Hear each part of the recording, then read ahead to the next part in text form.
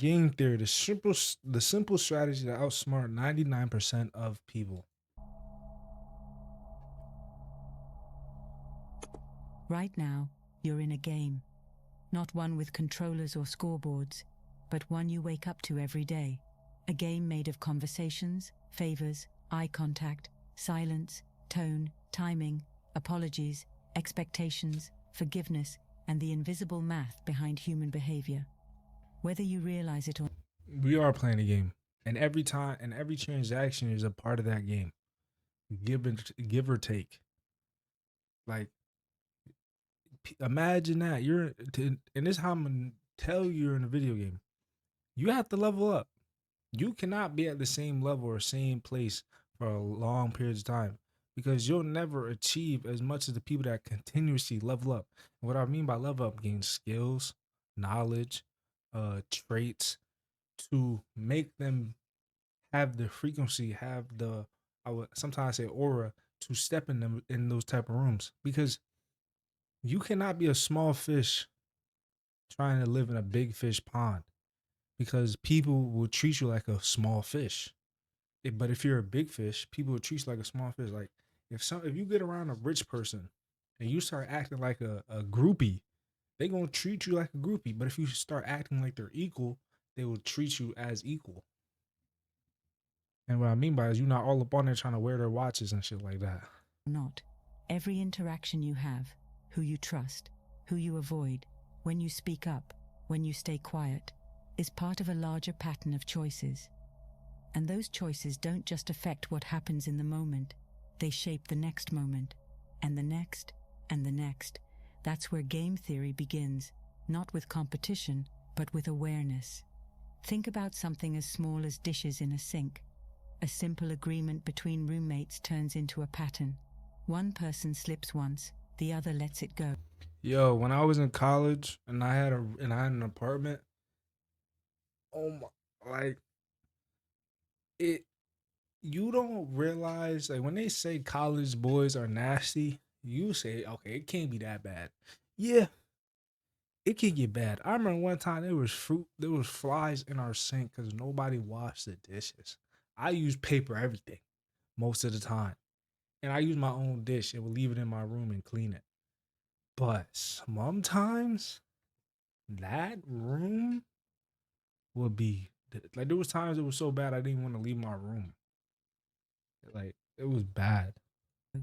The next time, they slip again. You're now faced with a decision, not about dishes, but about strategy. Do you clean it to keep peace now, or leave it to protect fairness later? You're not choosing between clean or dirty. That is, game theory is also choices. Meaning like do I make it a problem or do I just do it myself? And those two choices lead you down different paths. If you confront your roommate, he's gonna get mad. Y'all gonna have an argument, yada yada yada. But if you do it yourself and say, "Yo, I did the dishes. You were supposed to do it though. Can you do it next time?" One's more peaceful and one's more problematic. You're choosing between cooperation or consequence, and your choice silently teaches the other person how to treat you in the future. That's the real game, not what's happening, but what your response teaches. Game theory reveals the truth most people never notice. The world isn't shaped by what people do, but by how others respond. Someone can betray, take advantage, ignore or disrespect you, but only if they believe there will be no cost. Someone can stay loyal, generous, honest and helpful, but only if they believe cooperation is rewarded. In other words, the game is never just about the move being made. It's about the future behavior that move creates. And here's the twist that blindsides almost everyone. You don't get to opt out. Even if you don't want drama, even if you just stay chill, even if you don't like confrontation, that itself becomes a Yeah, you will never be able to run away from confrontation. Confrontation will always find you. Problems will always arise. But what I tell people a lot is you can only control what you can control. So you can control how that problem or situation or somebody stepping to you affects how your next move. Like you got two choices in everything that happens in your life. and whatever you pick can lead to whatever outcome that it produces. Strategy, and other people play off of it. No decision is still a decision. Silence is a move. Tolerance is a signal. Ignoring something is still feedback. You're always teaching people how to treat you, even when you think you're letting it go. The question is not, are you playing? The question is, are you playing consciously? Once you understand that every interaction is a mini game with a future ripple, you stop acting randomly. You stop being shocked when someone repeats a behavior you allowed. You stop trying to win the moment and instead start shaping the pattern. And that's where the advantage. Yeah, a lot of things that happen to us, or the things that people do to you, are from you just accepting it and letting them do that. A lot of things will stop if you just stand up for yourself, and not even stand up for yourself. I don't. This is a toss up because standing up for yourself can cause confrontation, but when you become indifferent, it becomes that person no longer even matters. Their words hold no weight in whatever part of my life I'm going through. So whatever they say, if it's constructive, cool. I listen, take it in. I want it. I want all the information I can get. But if somebody's just hating and I'm already indifferent with you, I don't care. I, do what you want to do. Say what you want to say. You don't know me. begins, because while 99% of people react emotionally and inconsistently, the 1% who know the game, who understand the long-term nature of cooperation, consequence, and trust, can outmaneuver almost anyone without force, manipulation, or overthinking. They win, not because they're more aggressive, but because they see the board everyone else is blind to. So once you finally see the game, the next instinct is to try to win it. That's where most people fall into the trap. They think winning means getting the upper hand, proving dominance, outsmarting the other person, or making sure they never get taken advantage of. On paper, that sounds logical. In reality, it almost always backfires. Not because the move is wrong. I think also it's like, because if you want to win, it gives you the chance to lose. But if you act in a way where winning is inevitable, then it becomes a just a outcome in anything that you do. Like I'd never do things expecting to win, except for trading. Early in trading, I wanted to win, and that was a bad thing to do. And I will come later for risk and risk to rich trailer videos are coming soon. Be ready. But being able, I forgot what I was gonna say.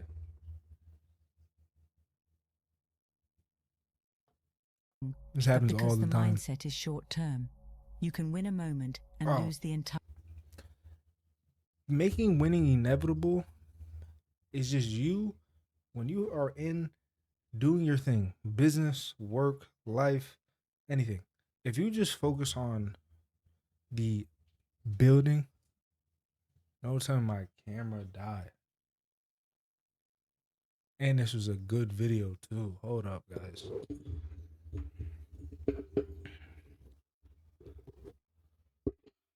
a great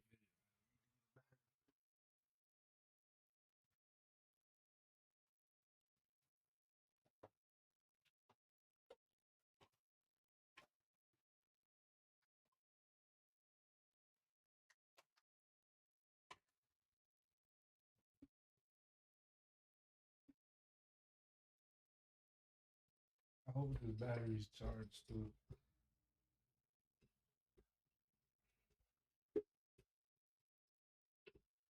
Because if it's not, we're cooked, chat. Chat, we're cooked.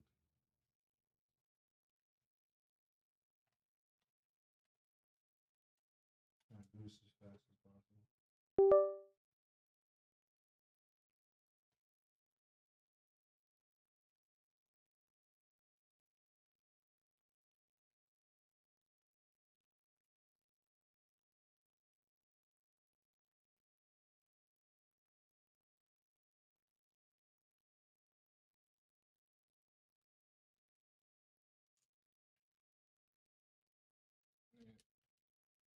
Okay, this battery is halfway through itself. So what we're gonna have to do is basically hurry up.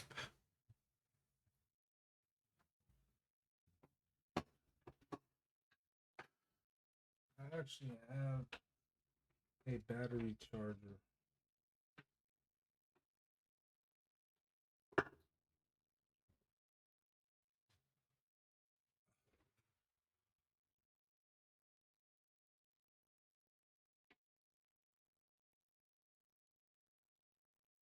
Alright. By a relationship, you can prove your point and destroy the trust required for the next 100 points that never get scored.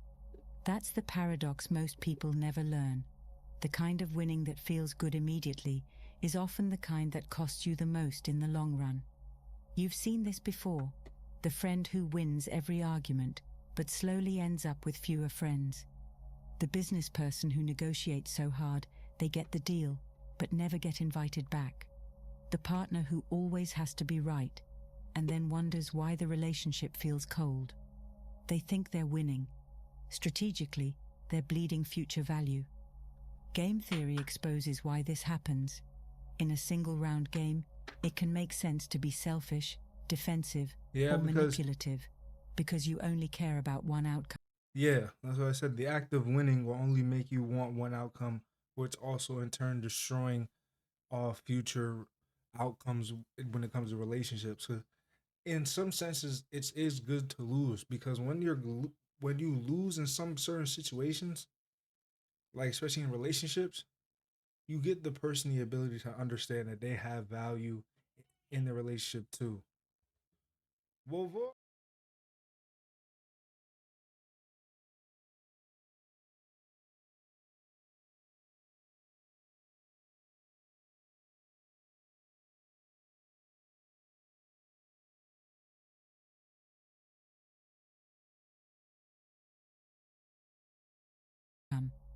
But in repeated games, which is what real life actually is, that mindset destroys your advantage. When people see you're willing to betray, exploit, guilt, or overpower to get your way, yeah, they stop cooperating. They stop giving benefits of the doubt. They start playing defense too. And once both sides go into defensive mode, nobody wins anymore. That's called a defection spiral, and it's where relationships, teams, and empires go to die. On the other extreme, you have the nice person who loses for a different reason. They don't want conflict, so they avoid consequence. They try to fix everything by smoothing it over, absorbing the discomfort, or being the bigger person. yeah, and those are mostly empaths, being able to feel other people's emotions. And that was me as a child, and mostly through my adult life, being a mediator. And bro, carrying the burdens of other people, especially when it comes to their problems and trying to help them through it, especially sometimes when they don't want to fix their own problems, it's hard to hold because you are sitting there talking to a person. You want them to see that, okay, this could be fixed. This could be put in a direction where you can not have this affect you as much. But then there's times where they feel like I have to feel the pain of this all the time, every day. And they carry it as a scar, as a wound that never is healing because they always revert back to it as their hero story when it's really the story they use to make themselves feel as if everything that has happened to me is the reason why I am who I am. And I used to be like that too, and that's having a victim mentality, and it's not good to have victim mentality because once you realize you're always a victim to the events you could not control. But generosity without boundaries isn't kindness. It's an invitation to be exploited, and game theory confirms it. When one player cooperates unconditionally, defecting against them becomes the rational choice. Not because people are evil, but because the system rewards taking advantage of them. So you get two kinds of people who lose: the one who always fights and ends up isolated, the one who always forgives and ends up depleted. Different strategy, same result. They lose because they don't understand what the real game is. The truth is simple. Winning isn't about crushing others or avoiding conflict. It's about choosing a strategy that gives you the best result over time. The person who plays for ego loses to the person who plays for longevity. Mhm. The person who plays for valid Because longevity meaning is that you outlast their resources. Being able to go for longer, have endurance, makes you be able to outlast the people that are in the race with you or the people that are against you. Because if they're just bringing in more money, spending more money, going here, doing this, doing that, and you're doing little by little by little by little, not having to expend that much money over time while they slowly go bankrupt, you're building, building, building, building. validation loses to the person who plays for structure. The person who tries to win every battle is always shocked when they end up losing the war. And this is exactly why the strategy we're building toward, the one that outsmarts 99% of people, isn't aggressive, passive, or manipulative. It's balanced, it's predictable, it's fair. It rewards cooperation, punishes betrayal, and resets without holding grudges. That strategy changed everything when it was discovered. And in the next section, you'll see exactly how it defeated the smartest minds in the world. So if winning the wrong way makes you lose, the obvious question becomes, what actually works? What strategy doesn't just feel good in the moment, but consistently wins over time, no matter who you're dealing with? That's the question a political scientist named Robert Axelrod wanted to answer. And instead of guessing, he did something brilliant. He turned life into a simulation. He invited the smartest strategists in the world, mathematicians, economists, military analysts, psychologists, to build programs that would compete in a repeated interaction game and prove which mindset wins reality. Every expert came in with a theory. Some wrote programs built on deception, others used intimidation, some tried randomness and unpredictability. A few came in with long-term calculation models so complex they looked like something out of a Cold War intelligence lab. It was the intellectual Olympics of strategy. If there was I would love to be in that room, a fly on the wall. Y'all don't understand. Being around highly efficient people, high achievers, people that just have high energy, makes you have high energy too. You ever saw that picture in like middle school, high school of like the dull pencil and all the sharp pencils, and it's like you be the average of the five, be like the five people you hang around, bro. If you are able to get people, find friends, find a social network that is light years above you when it comes to character, mentality, worth, things of that nature. Go there. Go there. When you're around people that have the same vision, mindset, and outlook, not the same but similar, y'all will take over countries. a genius move that could dominate cooperation and conflict, someone in that tournament would find it. But what won wasn't genius. It wasn't complicated. It wasn't manipulative. And it definitely wasn't aggressive. The winning strategy was only 4 lines of code, built on the same principle a child could understand. Start friendly, match whatever energy you're given, and forgive when the other side resets. No mind games, no secret tricks, no first strike, just clarity, fairness, and immediate accountability. Here's how it worked. Hold up. It always opened with cooperation. If the other player cooperated, it continued cooperating. If the other player betrayed, it instantly mirrored that betrayal, but only once. And if the other player returned to cooperation, it dropped the past and started fresh.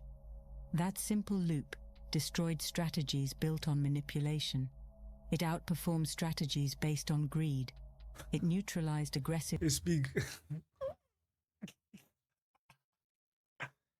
Yo, that's crazy. And it's why it's because be cooperative, but always know what energy you're being given. If somebody's being angry at you, come with some pressure. If somebody's being nice, loving, come with the same energy.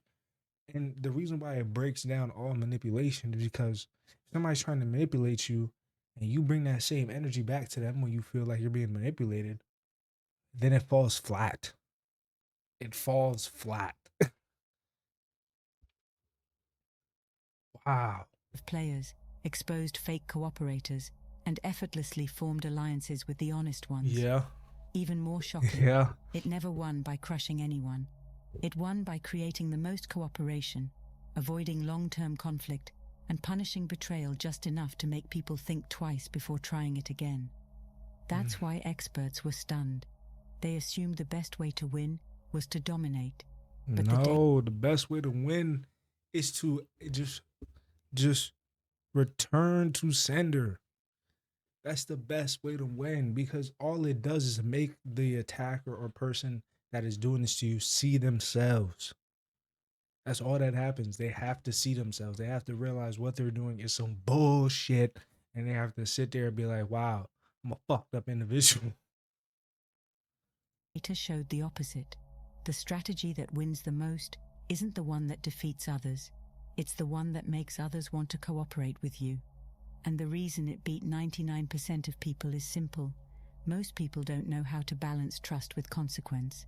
They're either too soft and get used, or Yeah. too aggressive and That's where duality comes in. You gotta know to be stern but also be gracious.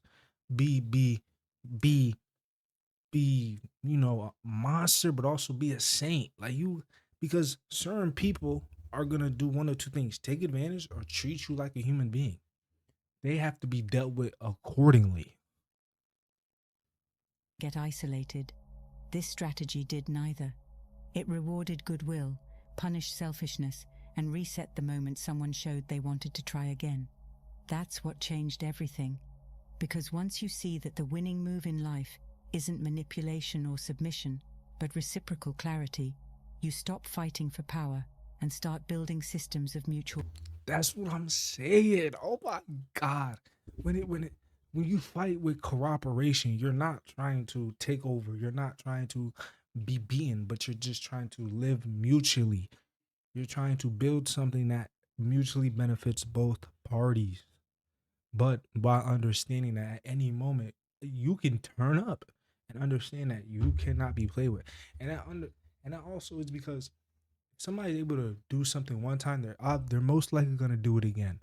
And if you don't step up to them, if you don't, you know, make it known that yo, you can't do this, they're gonna try and keep trying and keep trying and keep trying. benefit. And that's how a strategy so simple it could fit on a napkin ended up outperforming the smartest minds in the world. Now the question becomes, if a four-line strategy can beat experts in a simulated world, what does it look like when you actually live it?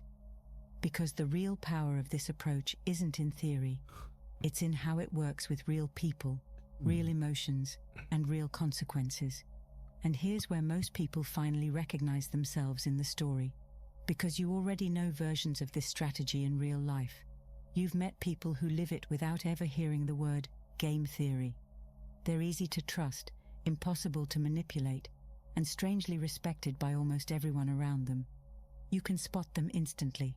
They start off kind, not fake kind but genuinely open. They give respect first instead of demanding it. They assume good intent rather than hunting for reasons to be offended. But the moment someone crosses a line, they don't explode. I'm putting balls to the wall. We getting busy, nigga. So yo, it's like I don't know.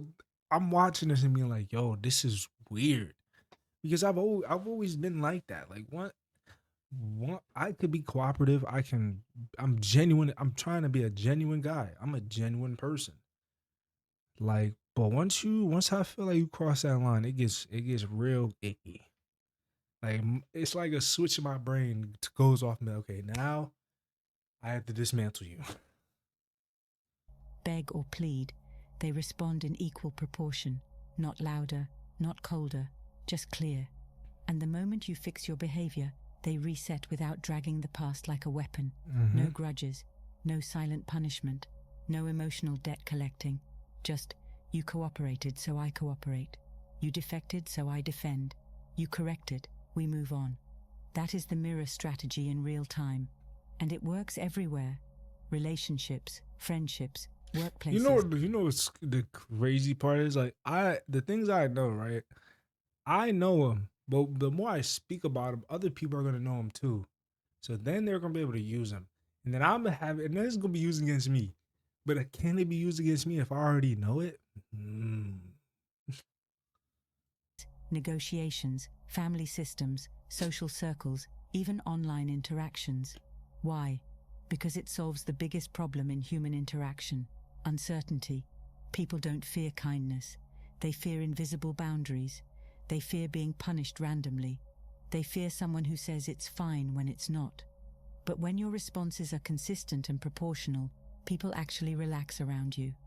They know what you reward, what you reject, and that you're not secretly storing resentment in a drawer labeled someday. Think about the opposite kind of person. Nah, I do The hold. one who's always agreeable, always cool, always fine, until they suddenly erupt or disappear. They think they're avoiding conflict, but they're actually creating it later. Or the person who responds to everything with force, suspicion, or dominance. They think they're protecting themselves, but they're actually teaching people to avoid them unless absolutely necessary. Both personalities lose. One because they never enforce consequence, the other because they never allow forgiveness. But the reciprocal strategy, the equal response rule, builds something much more powerful than protection. It builds reputation. And reputation is currency in every game you play. When people see that you lead with cooperation, but enforce fairness instantly, they don't test you the same way. They don't lie to you the same way. They don't try to use you the same way, not out of fear, but out of predictability. They know exactly what kind of game you're playing, and that makes you one of the rarest people in the world, someone worth cooperating with. Once you understand how the mirror strategy plays out in real life, something becomes obvious. The real advantage doesn't come from overpowering people, intimidating them, or being too smart to be fooled. It comes from becoming the kind of person people want to cooperate with. That's the real cheat code in the game. Not fear, not dominance, predictable fairness. The world already has enough people trying to out-manipulate each other. What it doesn't have enough of is people who reward honesty, respond proportionally, and don't poison the future over one bad moment. Because here's the truth most people don't realize until it's too late. Crushing someone feels satisfying once, but earning someone's trust pays forever. Yeah. You don't need to be the most powerful person in the room when you're the one everyone would rather work with than work against. Oh. That's what the reciprocity code teaches. Strength doesn't mean never being crossed. It means being someone who can't be crossed twice without cost, and someone who resets the moment respect returns. It's a completely different way of winning. You stop wasting energy trying to control people, and instead influence them through clarity. You don't have to force loyalty. You create conditions where loyalty makes sense. People know if they deal fairly with you, they'll get treated fairly back. If they betray you, they lose access to that benefit. That's not softness, that's structure. And structure wins in every version of life: business, leadership, marriage, friendship, nation building, anything. That's why the best strategy doesn't require genius IQ, manipulation, or emotional detachment. It just requires discipline. Discipline to start with goodwill. Discipline to respond to betrayal instantly instead of emotionally. Discipline to let go when the other person corrects themselves. Discipline to avoid revenge when fairness is enough. Most people don't lose because they're weak. They lose because they react instead of operate with a code. Once you internalize that, you stop trying to beat people and start building cooperative ecosystems, friendship groups where everyone levels up, business networks where trust compounds, relationships where respect is the default, not a negotiation. And that's the part game theory reveals that real life confirms: you don't rise by pushing people down. You rise by becoming the person with whom cooperation becomes the smartest move. That is the best, like, explanation to who I am and what I do and how I do it. It's all about cooperation, all about reciprocation. If everything's able to be fair, there's no need to cross anybody. See, and that's like the thing I'm thinking about because I'm about to bring a new something crazy. Basically, a community where people are able to make money from the content and from the products and bringing more people into the community. And it'll be a limited time for only a limited amount of people that actually want to do it. So this is about to be crazy. But I'm about to end this stream. This was a great video.